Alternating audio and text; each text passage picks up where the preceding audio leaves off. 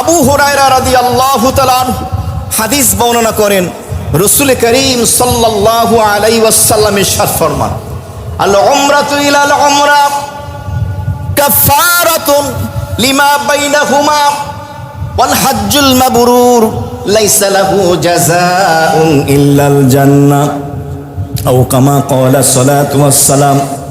আল্লাহর হাবিব ইরশাদ ফরমান, কোন ব্যক্তি উমরা করলো, এরপরে আবার উমরা করলো, এই দুই উমরার মাঝখানে যতগুলো গুনাহ হয়ে যাবে, এই দুই উমরার কারণে সকল গুনাহগুলি আল্লাহ মাফ করে দেবে। সুবহানাল্লাহ। মনে করেন আপনি আপনার জীবনে একটা উমরা করলেন, এরপর আবার পরবর্তীতে আল্লাহ আপনাকে উমরা করার তৌফিক দিল। এই দুইটি উমরার মাঝখানে যত গুনাহ হবে, এই দুই উমরা গুনার জন্য কাফারা হয়ে যাবে, সকল গুনাহ মাফ হয়ে যাবে। সুবহানাল্লাহ।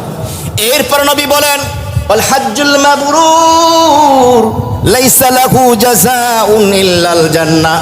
আর হজ্জে মাবরুর হলো এমন একটা বরকতপূর্ণ হজ, যেই হজের বিনিময় আল্লাহ রাব্বুল আলামিন বান্দাকে সরাসরি জান্নাত দান করবে। সুবহানাল্লাহ।